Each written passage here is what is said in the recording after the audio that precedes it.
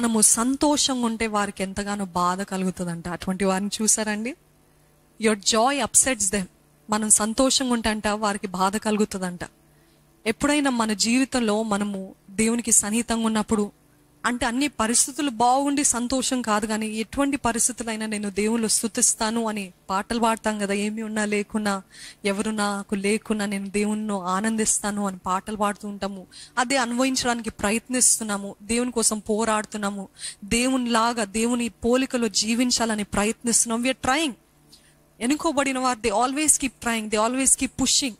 నేను ప్రార్థించాలి, నేను పరిశుద్ధంగా ఉండాలి, నేను సంతోషంగా ఉండాలి, నేను ఎన్ని మాటలను నా సమాధానాన్ని కాపాడుకోవాలి అన్న అటువంటి వారిని అపవాది ఎట్లాంటి వారిని వాడుకుంటే తెలుసా? మన దగ్గరున్న వారే. ఎందుకంత ఆనందంగా ఉంటావు? నేను చెప్పేది నవ్వులాటలాగా ఉందా, నేను చెప్పేది నీకు హాస్యంగా ఉందా, ఇది అది అని మనల్ని ఎంతగానో మన ఆనందాన్ని సంతోషాన్ని పాడు చేయాలని ప్రయత్నిస్తుంటారంట. Your joy upsets them. ఎంతగా నెమ్మది కాపాడుకోవాలన్నా, ఎంతగా సంతోషం, ఒక సమయంలో అవును నేను ఎందుకు కాపాడుకోవాలి, నేను కూడా తిరగబడతానంటే వాడు అడ్వాంటేజ్ తీసుకుంటాడంట. దొరికేసింది, ఇప్పుడు దొరికేసిందిలే, ఇన్ని రోజులు ప్రయత్నించాను తనలో ఉన్న సంతోషాన్ని దోచుకోవడానికి, ఇన్ని రోజులు ప్రయత్నించిన తనలో ఉన్న ఆనందాన్ని దోచుకోవడానికి, ఫైనల్లీ ఐ హ్యావ్ అచీవ్డ్. వాడు ఓడిపోయాడు, నువ్వు ఓడిపోయావు, ఇదిగో నేను గెలిచాను. అందుకనే గత వారంలో చెప్పినట్టు ఏదేమైనా కూడా మన సంతోషాన్ని, మన సమాధానాన్ని కాపాడుకోవాలంట. ఎందుకంటే మనం పోరాడేది మనుషులతోటి కాదు, కానీ అపవాది సంబంధంతోటి, లోకనాథులతోటి, దురాత్మ శక్తులతోటి. దురాత్మలు మనుషుల్లో దూరి మన సంతోషాన్ని, మన ఆనందాన్ని పాడు చేయడానికి వాడుకుంటున్నాడంట. మీరు గుర్తించాలంట. వెంటనే వారు ఏమైనా మీకు తెలుస్తుంది. విచక్షణ జ్ఞానం కలిగిన వారు వెంటనే తెలుసుకోగలుగుతారండి. వీరు దేవునికి సంబంధించిన వ్యక్తులు, వీరు దురాత్మకి సంబంధించిన వ్యక్తులు, వీరు కావాలనే నా మనసుని పాడుగొట్టడానికి, చెడగొట్టడానికి, నన్ను బెదిరించడానికి, భయపెట్టడానికి, బాధ పెట్టడానికి ప్రయత్నిస్తున్నారు. కాబట్టి I will not accept the bait. వారు చూపిస్తున్న I will not take the bait. Bait అంటే ఏమంటామండి తెలుగులో? ఎర్రగా తీసుకోను, నేను ఎర్రయ్య తీసుకోనయ్యా. I will not take. అది మన జ్ఞాపకం చేసుకోవాలంట అండి. అయితే దేవుని వెంబడించే వారికి, మనకి ఎన్నుకోబడిన వారికి ఒక గిఫ్ట్ ఇచ్చాడండి. ఏంటి ఆ గిఫ్ట్ తెలుసా? వరము, సంతోషము, సమాధానం అనే వరము. ఈ మధ్య కాలంలో గత వారము స్ట్రెస్, ఒత్తిడి గురించి మాట్లాడము. ఎంతమంది ఈ వారం అంతా నేను ప్రయత్నించాను నా సమాధానాన్ని కాపాడుకోవడానికి, నా సంతోషాన్ని కాపాడుకోవడానికి అన్నవారు ఎవరైనా ఉన్నారా?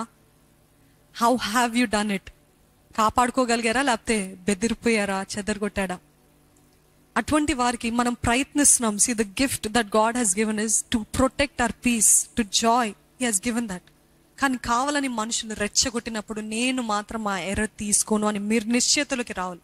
ఈ రోజు make up your mind. No matter what comes against me, no matter who the devil uses, I will not take the bait.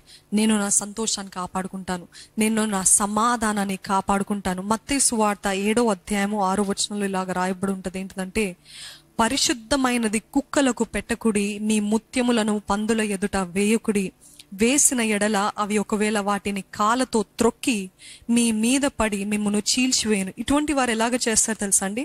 నువ్వు ఎందుకు అలాగ చేసావని కావాలని మనల్ని ఒక ఎక్స్ప్లెనేషన్ ఇవ్వటానికి, మనల్ని మనము సమర్థించుకోవడానికి మనల్ని రెచ్చగొడుతూ ఉంటారనమాట.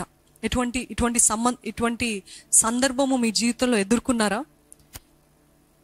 మీరేమి చేయలేదు, కానీ దురాత్మ వారిని వాడుకుంటున్నాడు. కాబట్టి వారు ఏం చేస్తారంటే కావాలని ఎక్స్ప్లెనేషన్ అడుగుతారు. ఎందుకు అలాగే చేస్తామంటే నేనేం చేస్తాను అని మీరు రియాక్ట్ అయిపోవడం, వారు ఓవర్ రియాక్ట్ అవ్వటం, అది చిన్న ఆర్గ్యుమెంట్ పెద్ద కలహాగా మారటము, గొడవగా మారటము, ఇలాగ జరుగుతున్నప్పుడు దేవుడు అంటున్నాడు ఆయన వాక్యంలో, విలువైన ముత్యాలు పందుల ముందు వేయకండి. You do not have to explain your self. మనం ఎవ్వరికి కూడా మన గురించి వివరణ ఇవ్వనక్కర్లేదు. అనుకుంటున్నారా? పర్వాలేదు. తిట్టుకుంటున్నారా?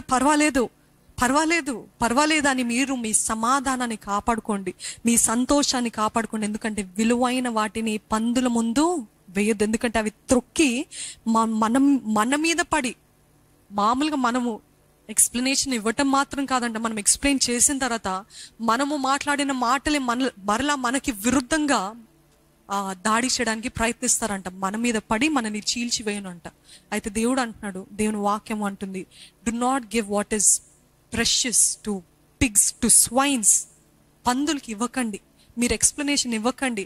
ఎందుకు ఇలాగ చేసావంటే అక్కర్లేదు. Don't give explanation, because you know అది వారు అడిగేది దేవుని సంబంధించిన వారు కాదు, కావాలనే దురాత్మ వారిని వాడుకుంటున్నాడు. కాబట్టి you do not have to explain your self.